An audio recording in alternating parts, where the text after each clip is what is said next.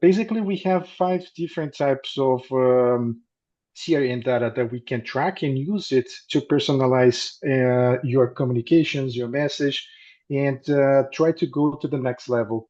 So I would say that we can focus on sales data, account, case, activity, and also in performance data. I don't want to go too deep on stuff, right? But it's good for us to try to understand those topics and each one of these data that we have, thinking about some scenarios. So whenever we talk about sales data, we can imagine like a basic scenario here. So let's say that a customer added products to their cart, but they didn't finish the purchase. So with the CRM integration, you are going to be able to follow up with those exact items and send a time-sensitive message with an offer based on that. Basically, this is going to be a tailored solution, not just something that you're going to send randomly to your guests, to your customers. The other part, the other factor that we can talk about whenever we discuss something about this, it is the account data that we have. So thinking about, for example, purchase behavior, you can look at someone that has already, let's say, bought something or they have some recommended related products. If someone is actually, for example, buys yoga mats, you can upsell them, let's say, blocks, straps, or class subscriptions, right? So in such a cases, you're actually helping people, not just selling them stuff, right? The other thing that I can talk about it is the case data. Here, it's something that is actually pretty simple. Everyone is actually really aware of this engagement that we have whenever someone approaches our customer support department. Basically, here's the moment that we need to manage the customer happiness, right? If someone reach out to our support team, you can follow up later with a message, with a service, with a feedback survey, right? Or even a friendly email so you can understand how was their experience, right? And this shows that actually you care about them, that you are trying to build up this relationship, this rapport with them, right? The other part, it is the activity data, which is one of the most important things that I would say, right? Let's say, for example, that you received that you added the data that you have entered a log to your CRM. So, for example, a customer call or a scheduled delivery, right? So, with those actions, we can start to set some triggers, for example, for reminders, for follow-ups, or even confirmations that can be sent automatically. We're going to go a little bit deeper in this type of actions that's going to be related to automations later today. We are going to discuss about that. But basically, what we need to focus here is that this factor, it actually keeps us this communication channel relevant and also respecting the timely process as well. And the last part of it to go to Gozia later, it is regarding the performance. So we need to understand that basically we need to improve this relationship with the customer, and we need to understand that the performance is also related to that. So basically, if a customer actually brings us some more opportunities, some recurrent business, why you cannot treat them differently? Why you cannot think about loyalty rewards, for example, or special offers? So those things, those process, it's also something that we can think about and try to bring this to your email marketing strategy. That's really great, really, really great. And I'd like to talk about the second mistake, that is forgetting important dates like birthdays, anniversaries, renewals. Seems to be a small thing, but it's actually important. So, Gojia, why do you think it is? Well, for me, remembering those special milestones is it actually can be quite a big deal. I think we all can relate to it on a personal level when someone sends us good wishes for our birthdays, and people go into a little bit more effort to celebrate those milestones together. So you can actually through those little acts of showing your appreciations and giving your attention, you can actually show that those people are important in your life, and you really want to show that you care for them as well. So the same from the business perspective. It's just an opportunity to do the same, to show that your clients are also important to you. And if you actually are in the position of those data, if you collect some birthdays, or if you have access to certain anniversaries as well, why not leverage those data and show your love to customers? They will remember you, that you actually care for them, and by that they will actually be always reminded. If you, for example, send them the nice birthday wishes, they'll be reminded not only about your brand, but also how important they are to your business. So by the fact of sending those specific email communication, that it's quite timely and it comes in happy time, you actually create opportunity for repeat business as well. Because they might just think about, just about recommending your business to their friends as well and the family. And by maybe offering small little gifts, why not offer a discount? It's quite easy to link the custom field in the CRM and send it to your email marketing, like Celsi, for example, and just create those simple communications with the offer, maybe just to kind of bring them back to your website for a purchase, or maybe just offer them a free gift as well with the next order. And this is just all those opportunities that are very important, because they feel natural as well. And you mentioned also renewals. I don't think it will be a good customer experience if a business only contacted someone once a year, maybe at the time of the renewal, right? That's a big no-no. So you really want to create a process where you have some communication in place leading to renewal, and not just directly before, but maybe 2 months before, where you actually want to refresh your relationship if you haven't been in constant contact with your customer, but just to check, okay, everything is okay. Just send them the check-in email before you ask for the contract renewal. Just want to make sure that the state of the relationship is the best, at its best. And some businesses may not collect those important milestones and dates. And if that's the case, I wouldn't panic. That's okay.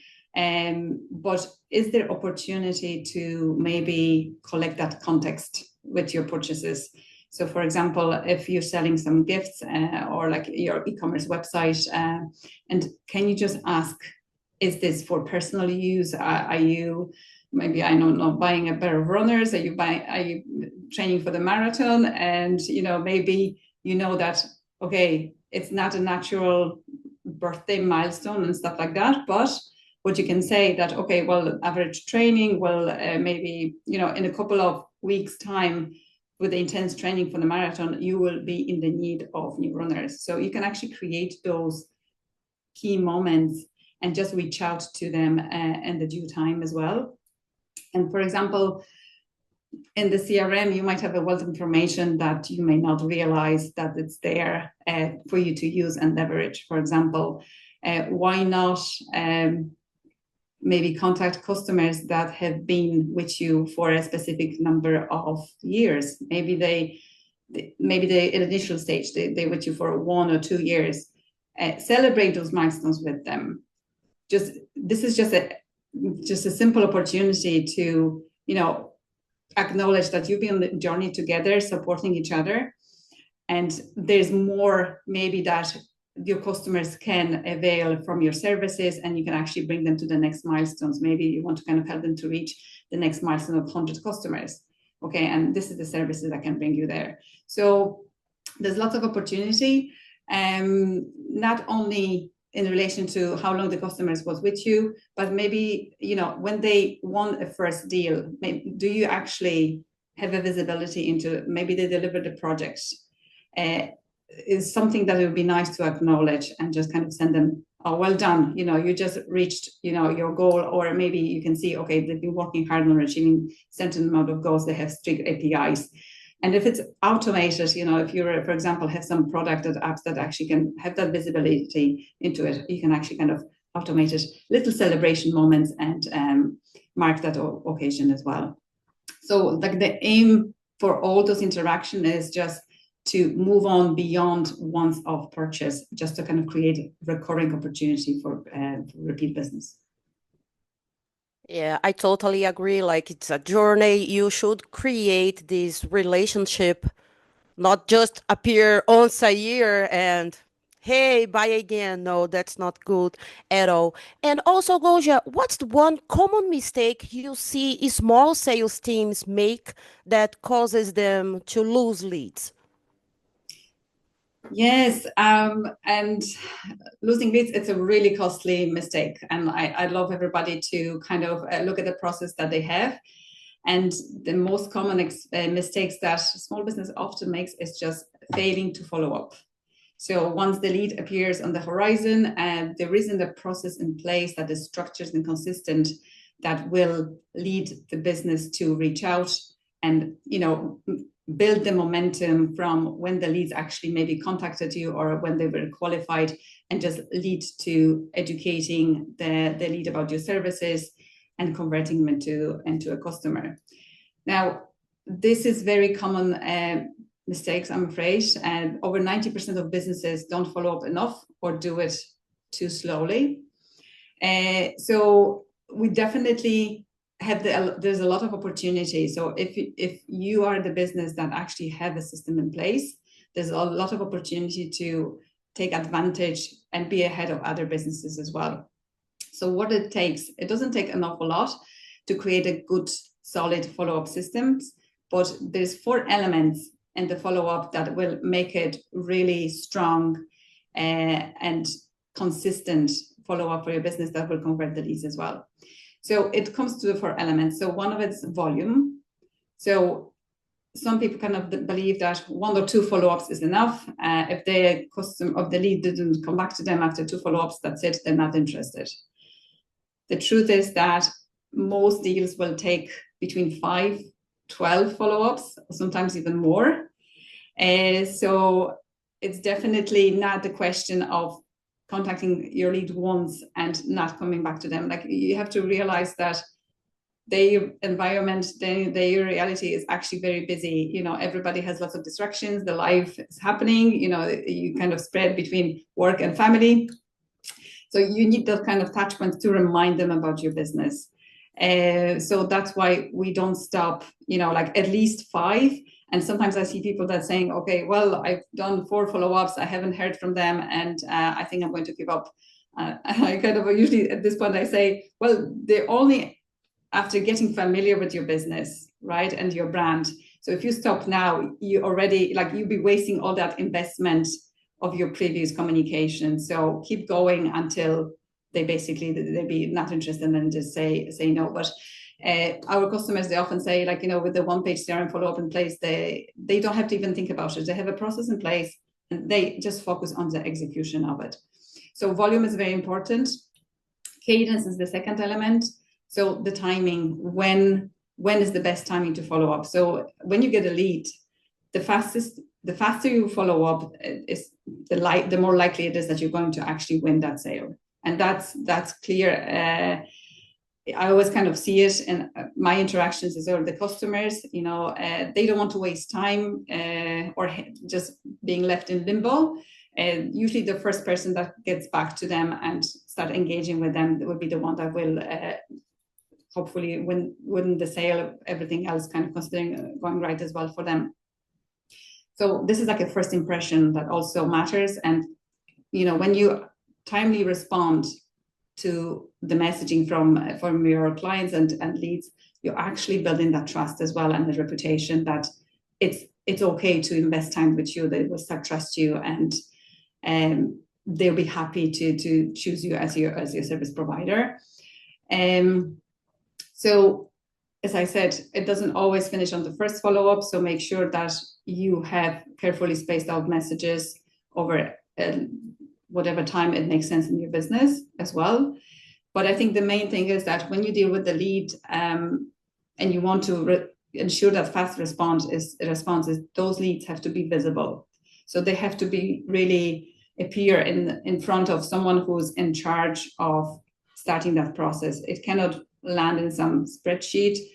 it can't be hidden in the mailbox. So this is a first fundamental start as well, just to make sure that those leads land in the right place and they trigger that first reach out as well. Relevance is the third of the elements of the solid follow-up. So it's not only about persistent, but it's just about the context as well. So it's not only how often we follow up, but what we say. So you might share my experience as well, but there'd be lots of emails in the mailbox appearing saying, oh, well, I'm just checking in. It's been a while since I contacted you and things like that. But that message doesn't really give any context about what has been discussed earlier. It doesn't invite me to answer it kind of easily and invest my time there. So instead of just quick check-in, you can say, hi, Tim, maybe last time we spoke, you mentioned you're waiting on X, Y, Z in your CRM project integrations. How's that going? Has there been any progress? Let me know. And sometimes if the context is missing, or maybe you were not in position to collect it, keep an eye on what's happening in the current situation of the business as well. If there's any important news maybe that they mentioned on the LinkedIn social media, and relate to that as well. And maybe there's some valuable information, some education, some articles that you might say, oh, well, I've been just thinking about you because of what happened in your company. Great stuff to see that progress. Read this article. It's really valuable and be relevant to you. So make sure that you always add the value. And last but not least, how do you manage all those follow-ups? Where do you put them? Where do you store them? So there's a need for a system in place that manages all these follow-ups, because follow-ups actually consist out of multiple small actions. They're nearly too small to put in your calendar. They will just overload your calendar and you won't actually have the clarity to know what you have to do next. So it needs a system where you can put everything under one roof and you prioritize and you can see what needs to be done as well. So there's a lot to consider in the follow-up, and maybe that's why people, the initial investment is not being done, but when follow-up is done right, it definitely leads to higher revenue, and it's worth investing your time.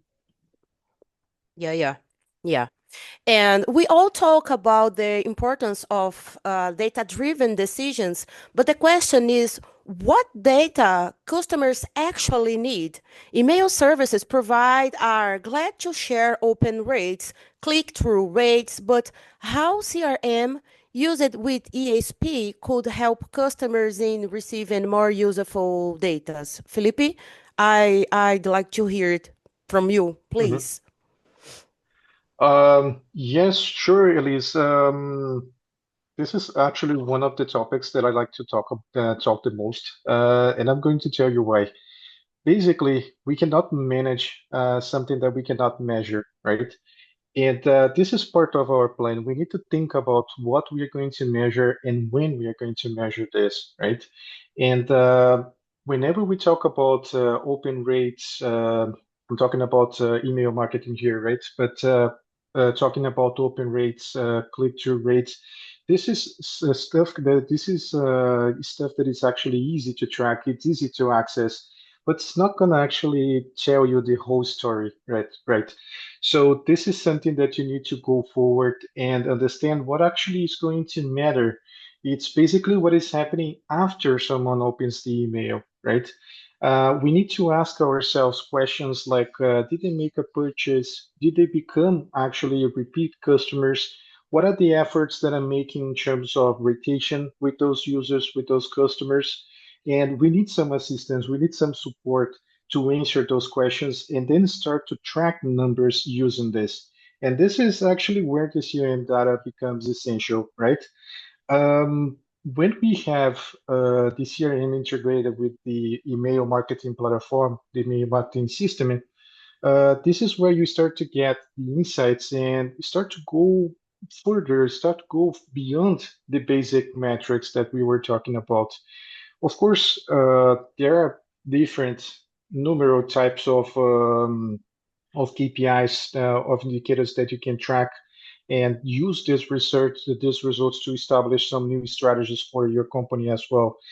But I think that there are some metrics that we can use that we can address when we are talking about this moment after someone opens an email and what are the reflections over the results that you have. That is going to make more sense for us, right?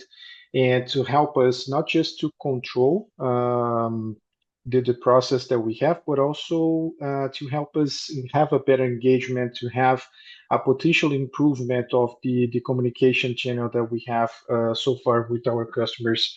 So I would think about on some of these indicators, and most I believe that most of you have heard about this, right?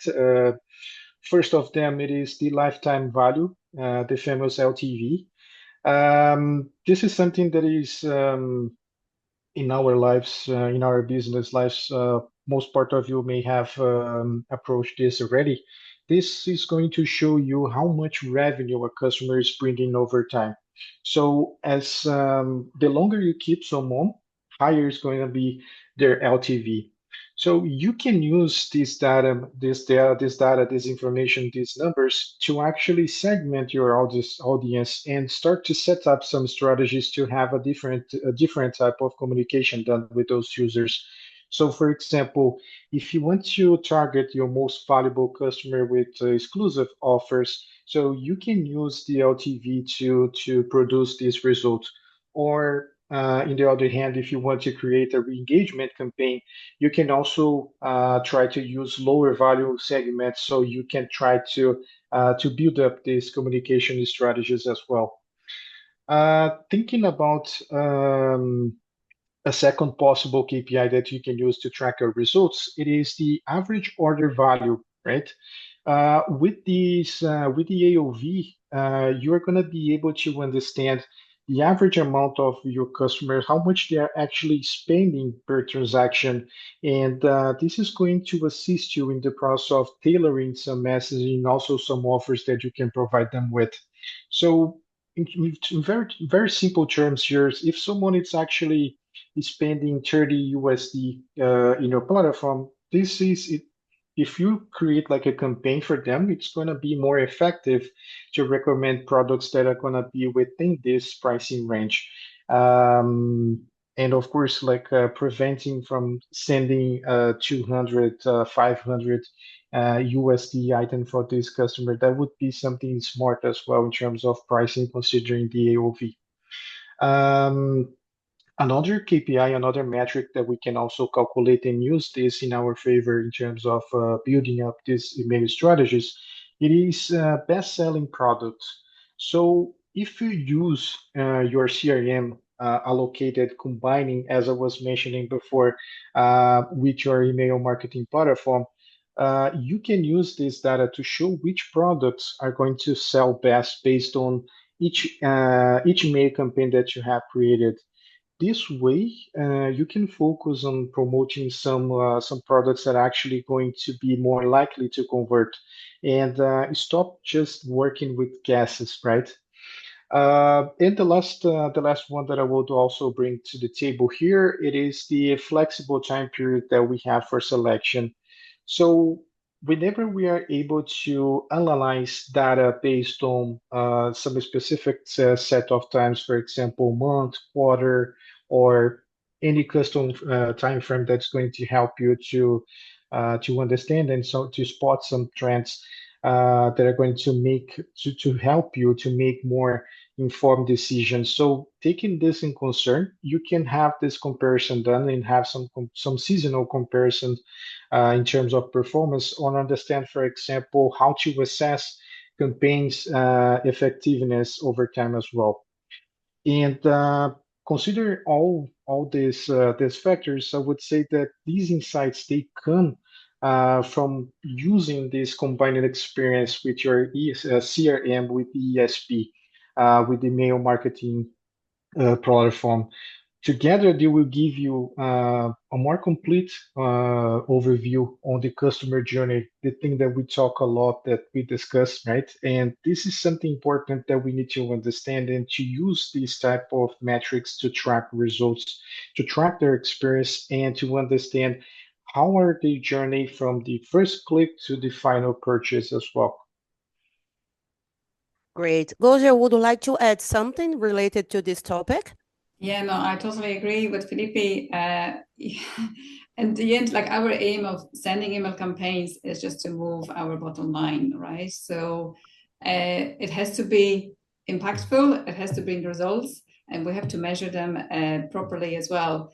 And as Felipe said, yes, email marketing, it's one route, one channel of communicating, but if information from a CRM can add to it, because there is a lot of information about the business, previous interactions and notes, and that can be leveraged, you know, in your email messaging as well. There could be some events for that affecting certain industries that you can actually use in your email campaigns as well.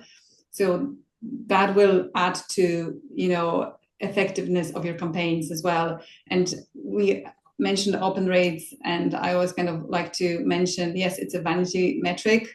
If the businesses, they don't have a big subscribers list, that's okay, that's perfect. You know, keep them, the list clean, keep them targeted, have people that are interested. And even if you have less clicks, but they do convert and more sales and more revenue, this is what you ultimately are after. Yes, yes. So now moving to the mistake number 5, underestimating the importance of automation. So I would like to hear from both of you your perception about how can automation help to improve communication. Felipe, if you want to go first. Yes, sure. Elise, this is also something that I was talking about at the beginning, right? Whenever we talk about automation process, whenever we talk about email marketing, we need to understand how to save time and money. And this is where the automation comes in. And use this smartly and combined with a platform that's going to give you the resources and the data that you're looking for, which means working with the CRM as well. I would say that we have almost every small business are already doing their basics, which is sending a welcome email after signing up, or maybe even a birthday message after we collect this data and this information after the sign up process. But there's a lot more that we can do working and using this strategy based on the automation process. And especially whenever we have an email platform that is connected to a CRM. And I do believe that we can use some part of this gap so we can start to work with this automation process. And I see that in most cases we have some strategies that are not abandoned. I wouldn't say abandoned, but basically that's missing for those small business. First of them, it is I would say that with the CRM data, we can start to tailor the emails that can match where someone is actually in the sales pipeline. So you're not going to send a message for someone, the same message for someone that is actually at the end of your sales pipeline, from a person that is actually just started engaging with you. So you need to have this to take this in concern. You need to make the correct moves with that. So, for example, to keep it simple, if a customer adds an item to their cart but doesn't check out, your CRM can also mark them as abandoned cart stage. And from there, we can automatically send a reminder email showing, for example, what exact items they have left behind. And we can work this out and use this as a re-engagement process to offer some possibilities for those customers, for those possible customers. Um, I would also bring to the table here the re-engagement sequences, which is something that the smaller business they usually they miss this. Let's say, for example, that a customer hasn't bought anything in 90 days, right? So if we have an automation process in course, if we can bring this to the business, this is going to help me to save some time and also put this strategy in place. And we can start to have some message sent automatically for those users with inactive actions. And your CRM can be used to flag the inactive users as well. As an automated process, I would say that we can offer some personalized discounts, some new features for this user, or even ask for feedback why they haven't finished their purchase or why they stopped shopping, right? If there is something else that we can do different. So those things, tracking those actions, it's also important so you can have this covered. And the last thing that I would also mention, it is more triggers for CRM events. So basically, with this deeper CRM integration, we can automate the customer emails based on actions. For example, as support tickets, purchase, or even meetings that are going to be held in the future. So we can use these to track some possibilities for the future as well. And I would say that what we need to focus here and bringing this as the icing on the cake is that we cannot forget about testing purpose. We need to use logics and features, for example, A/B testing, in order to have some comparison done with the process that we took. So, for example, whenever we are testing in a strategy, we can have some tests done and compare this with another strategy that was performed with a different segment, for example, and we can have a better idea on how what was the outcome of this strategy, this communication process. And whenever we are talking about email marketing, this is something that is really core business, like test it, try that, try new features, try new strategies, try new messages as well. This is important for this automation process too. Gosia, now please share your thoughts about it. I would like to hear it so much. Yeah, no, I think sometimes automation can be a little bit the small business can be afraid of automation somehow, like, they might not have time, resources, and time poor normally, and they don't have time to invest. But the truth is that automation is such a, it's a tool that frees you, frees you to spend your time on the really meaningful interactions, and it's a brilliant thing to do. Like for many reasons, not only the time, but like it handles the larger volumes and different scenarios in your business as well. And that even without your attention, there would be every avenue is actually looked after as well. If it's a new customer or a lead, and depending on the different behavior, they will receive the communication that is consistent. And every client that you are dealing with or a lead will receive very consistent communication and the same experience. And if this is something that, like Philippi said, that you tested and it's proven to work, this is what you want for your customers. You want them to be well informed. They need to know what's happening, maybe what's the next step in your sales process and so on. And they will appreciate that as well, that you keep them always informed. My advice to small businesses, start small, pick maybe 2 or 3 automations that you can implement in your business. There's obviously lots of options, but if you kind of divide your client journey, like, a customer journey into a lead, client, and then post-sale, just make sure that you always engage with them. There's a couple of things you can do. Like, as we mentioned, don't let leads go cold. If there's an inquiry that you receive through a website, it's just a simple acknowledgement, automated email. Yes, we've got it. We will respond to you soon. At least you give them comfort and certainty that you got that email, you're on it, and you'll get back to them. There's nothing worse than being left in limbo. A lot of companies and businesses, they work with lead magnets. That's a great opportunity to start engaging with your leads as well. You have their email address, you know what they're interested in. Start building on that relationship as well, and add maybe some other resources they might just find valuable as well. Make sure that it's always relevant as well.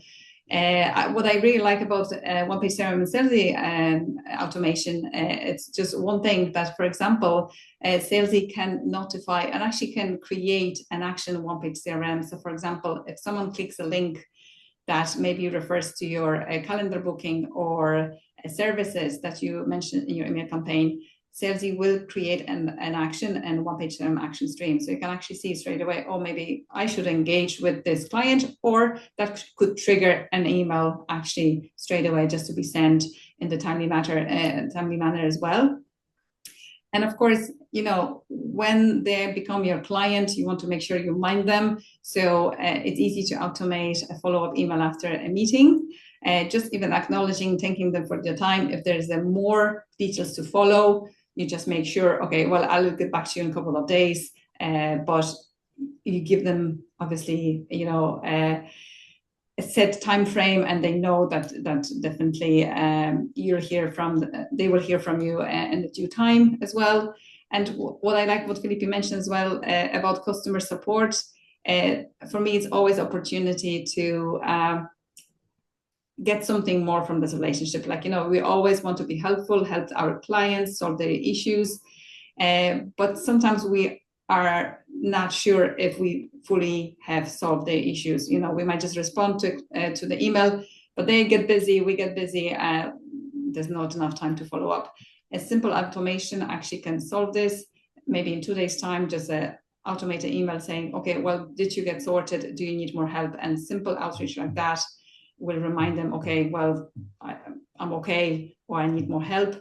If the case was positively resolved, it's actually avenue to work with that customer, maybe ask them for a testimonial if they're happy to share it. And, you know, who doesn't like the nice testimonial about the business? You know, obviously, it's the best referral that can exist in the world. So the customer is actually sharing their positive experience.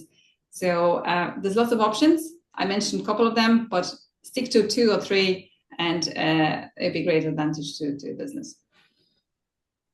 Oh, yeah. Elise, Thank you so much. Yes? if I may, just to add on top of what Gozia was talking about, I would just mention, like, keep it simple, press the start button. This is the most important thing. Like, you need to do the first to have like the first step done, right? So keep it simple. Well, actually, I was about to ask you both to bring, in simple terms, the best advice ever that you would like to hear when you were starting your own business. So, Gojia, can you share that golden tip, the golden advice for those who are watching us, even live or in the recorded on YouTube? Okay, wow, that well, that's Surprise! surprise. Yeah, well, it's definitely a great thing to think about. And oh, wow, I think the first thing is that don't give up. Okay, there will be good days, there will be hard days. When you start your business, it's obviously a lot of to handle, a lot of to think about. But it's an exciting journey at the same time. There's a lot of learning involved, and that's even only for this aspect. It's definitely a thing to do. Like, you know, just go and try it for yourself, and don't give up. You know, if you meet some obstacles on the way, work around it. There's always a solution, and I think even that it will become, you know, you become a more resilient person as well, and that will kind of help you to maybe deal with some other difficult situations later on in life or on business as well. Thank you. Felipe, make it simple. Please give your golden advice. Oh, Goza has said, like, I think it was like the most important things. We cannot give up on the first or the second or the third or the 20th problem, because this is what we do as business owners, right?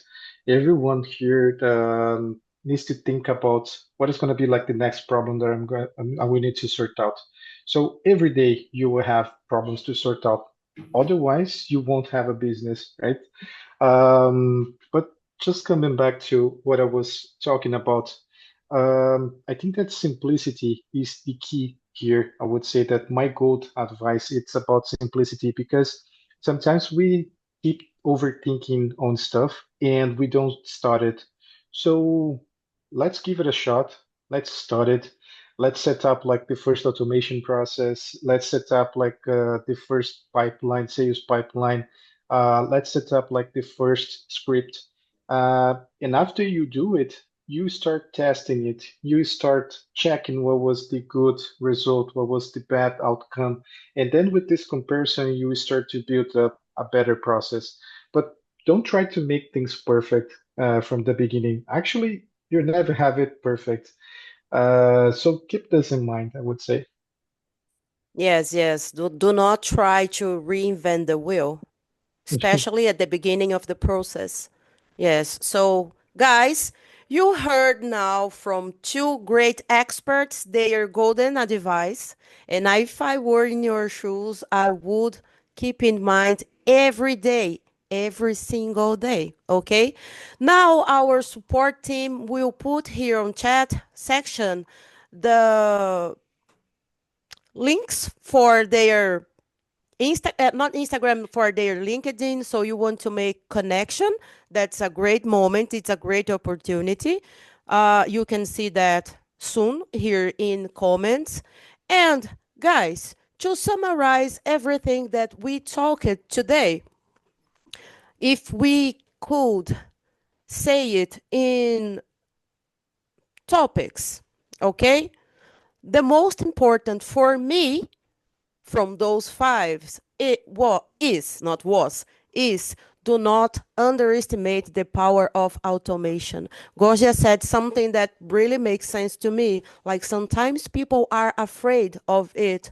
So pick just two or three, as she said before, and go for it and don't give up. This is the strongest message that I've got from this session today. So you can now see let me see, we have emails from Felipe and also from Gosia. Guys, would you like to share your LinkedIn?